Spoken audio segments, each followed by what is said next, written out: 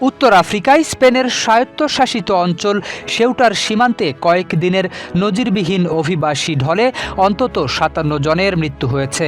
সীমান্ত অতিক্রমের চেষ্টাকালে সাগরে ডুবে এবং পদদলিত হয়ে এসব প্রাণহানির ঘটনা ঘটেছে বলে জানিয়েছে স্প্যানিশ কর্তৃপক্ষ।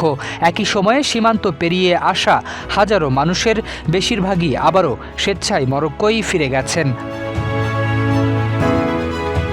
শুক্রবার স্পেনের সেউটায় কেন্দ্রীয় সরকারের প্রতিনিধিরা জানান, স্পেনের নিয়ন্ত্রিত অংশ থেকে এ পর্যন্ত ৫৭ জনের মরদেহ উদ্ধার করা হয়েছে।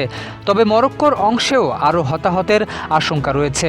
কর্তৃপক্ষের তথ্য অনুযায়ী অনেকে সাগর পাড়ি দিতে গিয়ে ডুবে মারা গেছেন, আবার কেউ সীমান্তের ব্রেকওয়াটার ও উঁচু বেড়া টপকানোর সময় পদদলিত হয়ে প্রাণ হারিয়েছেন।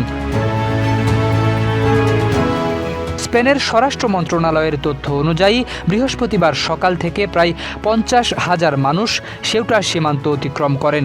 শুক্রবার সন্ধে পর্যন্ত তাদের মধ্যে প্রায় ৪৮,৩০০ জন স্বেচ্ছায় মরক্কোয় ফিরে গেছেন। তবে সেউটার স্থানীয় সরকারের প্রধান হুয়ান জেজুস ভিভাস দাবি করেছেন, গত ২ মাসে প্রায় ৬০,০০০ মানুষ সীমান্ত পার হওয়ার চেষ্টা করেছেন।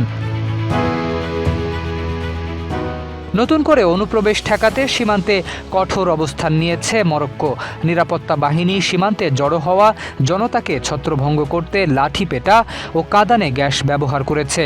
অন্যদিকে স্পেনও সীমান্ত জুড়ে সেনাবাহিনীর যান মোতায়েন করে নিরাপত্তা আরও জোরদার করেছে।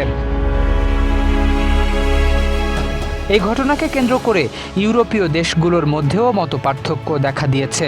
ইতালি স্পেনের সঙ্গে ইউরোপীয় ইউনিয়নের শেনজেন ব্যবস্থার কার্যকারিতা সাময়িকভাবে স্থগিতের ঘোষণা দিয়েছে। এর ফলে দুই দেশের মধ্যে আকাশ ও সমুদ্র পথে যাতায়াতের প্রভাব পড়তে পারে।